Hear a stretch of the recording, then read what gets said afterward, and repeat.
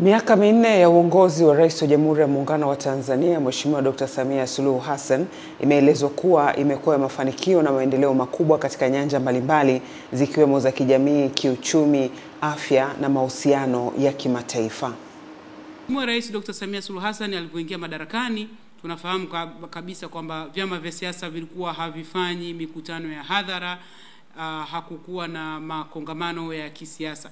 Baadhi ya wananchi, viongozi wa kisiasa na kidini wakizungumza katika mahojiano maalum na Channel 10 wameelezea kuwa mafanikio makubwa yanaonekana katika miaka minne ya Rais Samia Suluhu Hassan, lakini pia kikubwa maridhiano ya vyama vya siasa ambavyo hapo awali hayakuwapo. Lakini pia amejenga mahusiano mazuri baina ya taifa letu na mataifa mbalimbali.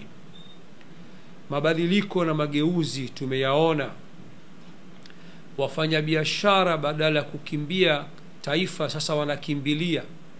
Na mimi binafsi kama shekhe, kama kiongozi, ninawajua wengi wa nchi zingine tayari wamekuja Tanzania pia kufungua biashara zao.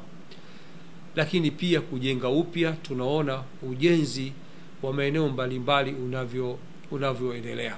Katika 4R ya 4 katika upande wa mabadiliko tumeona mabadiliko mengi katika sekta mbalimbali ambao Mheshimiwa Rais Dr. Samia Suluhu Hassan ameweza kuyafanyia. Twende tuangalie katika upande wa sheria.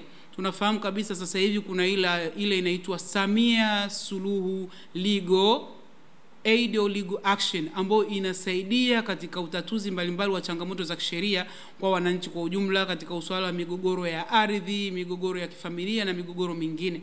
Hii imeweza kupelekea mabadiliko ndani ya nchi yetu. Lakini pia tumeona mabadiliko katika upande mzima wa sekta ya elimu.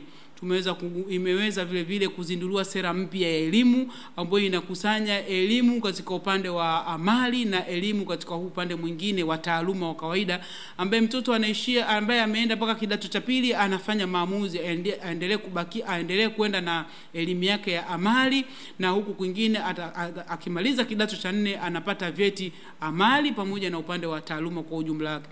Ameikamilisha hiyo standard gauge, na hivi tunavyoongea mabehewa ya mizigo naambiwa yameshajipanga kuanza kazi. Sasa vitu kama hivyo unaweza ukaona ni kiasi gani tunaibadilisha nchi, na usafiri wa treni unavyokuwa wa haraka na salama ndio ishara mojawapo ya maendeleo. Na barabara zetu tutaziondolea uzito wa mizigo, kwa sababu mizigo mizito inapopita barabarani, barabara zinaharibika katika muda mfupi sana. Hamisi Suleiman, Channel 10, Dar es Salaam. Wazazi